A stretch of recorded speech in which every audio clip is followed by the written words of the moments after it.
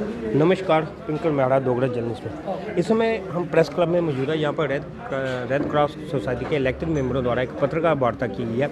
हमारे साथ वो मेंबर मौजूद है, इनसे जानने का प्रयास करते हैं क्या कारण है जो उनको आज पत्रकार वार्ता करने। सर, क्या नाम है?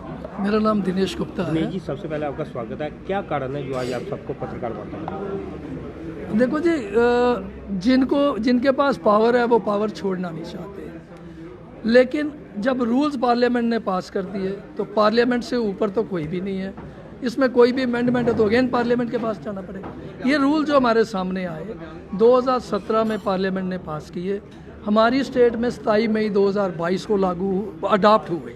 जब 27 मई 2022 को अडॉप्ट हुए तो उसके हिसाब से सारे डिस्ट्रिक्ट्स में सारे डिस्ट्रिक्ट में इलेक्शन हो जाने चाहिए थे और स्टेट की मैनेजिंग कमेटी बन जानी चाहिए थी। जबकि एक व्यक्ति को general secretary as a appoint भी किया गया, उनको ये मैंडेट दिया गया था कि आपने सारी स्टेट में डिस्ट्रिक्ट ब्रांचेस के इलेक्शन कराने हैं और नई कमेटियों को हैंड ओवर कराना है और आप स्टेट की मैनेजिंग कमेटी बनेगी। यानी कि इलेक्शन करवाने के रूल की बात करें, इलेक्शन जो है नए रूल्स के मुताबिक, पहले वाला सिस्टम चेंज हो गया।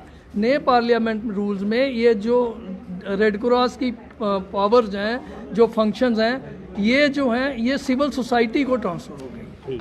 सिविल सोसाइटी, कोई भी बिजनेसमैन, कोई भी रिटायरी गवर्नमेंट का, वो इसमें भाग ले सकता है और वो मेंबर बनेगा। उनके इलेक्शन होंगे, जो कमेटी बनेगी वो काम कर देखेगी। 3 साल के लिए वो इलेक्ट होंगे।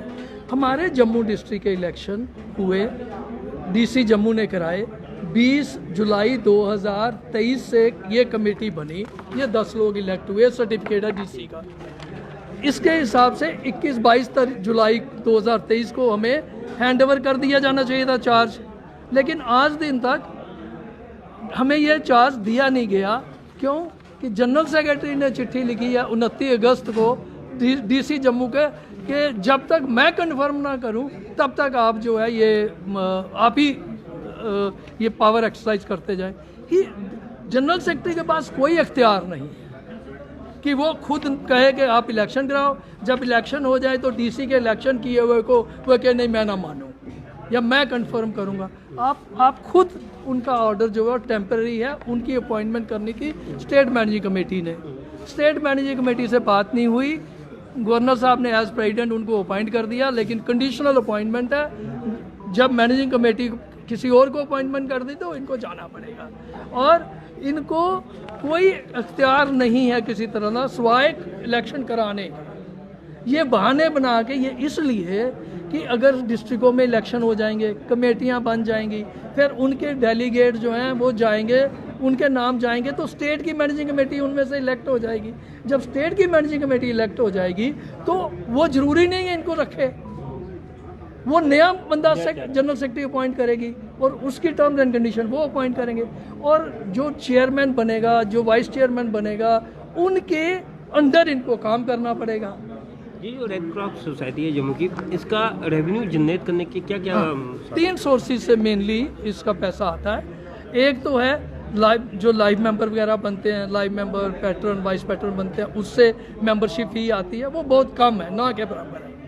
दूसरा है एजुकेशन इंस्टीट्यूशन, उनसे गवर्नमेंट ऑर्डर के तहत हर साल पैसा जो है वो रेड क्रॉस में आता है। तीसरा, पे बैंड के हिसाब से स्टेट गवर्नमेंट के जितने एम्प्लॉई हैं, पियोन से लेके कमिश्नर तक, हर एम्प्लॉइज़ का मिनिमम 100 रुपया से लेके 1000 रुपये तक साल में एक बार उनकी कंट्रीब्यूशन होती है। यही 3 मेन सोर्सेज है फंडिंग के, प्लस कभी कभार कोई डोनेशन दे दे, या हमारी एम्बुलेंसेज हैं, एम्बुलेंस सर्विस हम पेशेंट को देते हैं तो उसमें बेसिकली वो no profit no loss basis पे ही होता है, पर थोड़ी बहुत ड्राइवर की सैलरी निकल जाती है उससे। इस तरह की एक्टिविटीज़ जो है वो मेन होती है, फंडिंग का यही सोर्स है। तो एक सराय भी है, सराय का जो सराय है पिछले दिन इशू बन गया था ज़्यादा पैसे। जी, सराय का क्या है, ये सराय बनी है कोर्ट डायरेक्शन पे और इसमें MLA MP का भी पैसा दिया हुआ है। ये सराय बनी मेडिकल कॉलेज की जगह पे, पैसा पब्लिक का लगा है, कुछ पैसा गवर्नमेंट का भी लगा है। उस समय इसको by court direction red cross को इसको डे टू डे वर्किंग के लिए दिया गया था, काम इसकी देखभाल करने के लिए। तो रेड क्रॉस की कमेटी ने इसके 50 रुपये रखे थे पेशेंट के अटेंडेंट के लिए और 10 रुपये का खाना रखा था, और कैंसर पेशेंट को फ्री रखा था। और 4 मुलाजम हैं और उनकी 35,000 के करीब सैलरी है। अब स्मार्ट सिटी में लगभग 1 करोड़ रुपया खर्च करके इसको रेनोवेट किया गया है। अब जो मौजूदा जनरल सेक्रेटरी हैं, इन्होंने, अब कमेटी तो कोई है नहीं, इन्होंने इनको कोई इख्तियार नहीं है कि ये यूनिलेटरली इस तरह के डिसीजन ले।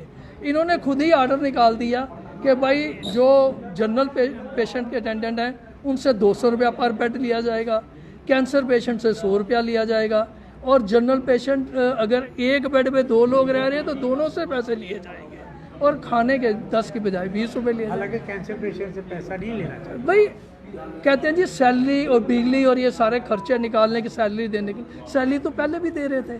भाई अगर आप मैनेजमेंट ठीक करो, अगर अभी आपके पास 30 लोग आते हैं फ़र्ज़ किया, अब यहाँ 350 की कैपेसिटी होगी क्योंकि आपने डबल बेड लगा दिया, तो 100 लोग भी एवरेज आएंगे तो 50 रुपये के हिसाब से 5,000 रुपया महीने का हुआ, रोज़ का हुआ, 1.5 लाख रुपया महीने का हुआ, तो सैलरी आपकी 50,000 रुपये नहीं। तो प्रॉब्लम कहाँ है? सिर्फ मैनेजमेंट की बात है, अपने IQ की बात है। तो अब आप चाहते क्या है? हम ये चाहते हैं, सबसे पहले ये जो पार्लियामेंट के रूल्स पास किए हुए हैं, यहाँ अडॉप्ट किए हुए हैं, इनको इन टोटो लागू किया जाए, पूरे का पूरा लागू किया जाए। दूसरा ये कि जहाँ इलेक्शन हुए हैं, कठुआ हुए हैं, जम्मू की जो इलेक्शन जो जिसको डिक्लेयर किया है DC जम्मू ने 20 जुलाई 2023 को, उनको चार्ज दिया जाए फोर्थविद इमीडिएटली, ताकि वो लोग 10 लोग हैं, हम लोग इंडिपेंडेंटली काम करें, लोगों की तकलीफ़ को कम करने में मदद करें।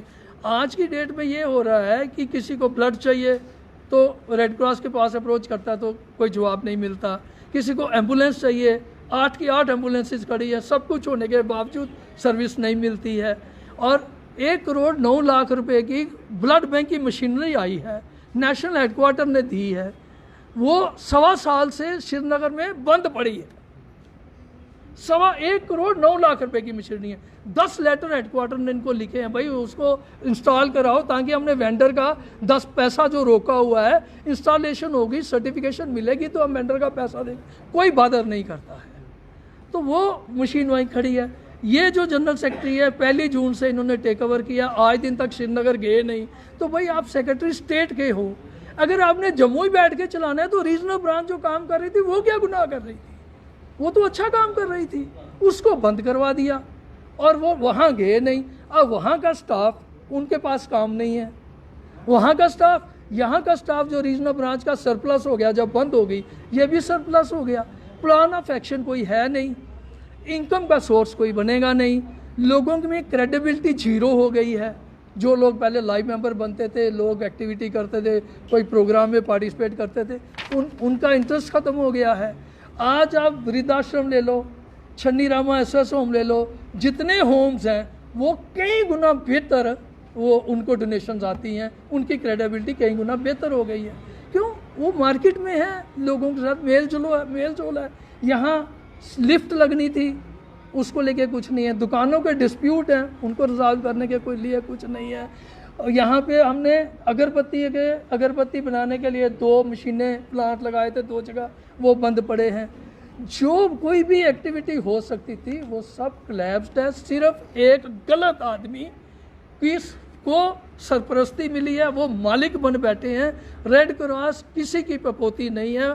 मैं क्या चीज़ हूँ, मैं तो बहुत छोटा व्यक्ति हूँ, किसी की भी प्रॉपर्टी नहीं है। ये कॉमन, ये पब्लिक की प्रॉपर्टी है और पब्लिक के भले के लिए है। यहाँ मलकियत बना के बैठ गए, ये गलत है, हम इसके अगेंस्ट हैं। हम चाहते हैं कि जो रूल्स हैं पार्लियामेंट के ये फुली लागू हों, और जो 10 मेंबरी कमेटी इलेक्ट हुई है 20 जुलाई 2023 को, इसको काम करने दिया जाए इमीडिएटली जम्मू। ये था वो पूरा मामला जो इन्होंने हमारे माध्यम से आपको बताने का प्रयास किया। अब आप सब लोगों ने इनकी पूरी बात सुनी, अब आप सब लोगों ने इस पर क्या राय है अपनी राय कमेंट बॉक्स में दीजिएगा। इस तरह के और अपडेट के लिए जो देखते रहिए डोगरा जर्नलिस्ट। नमस्कार।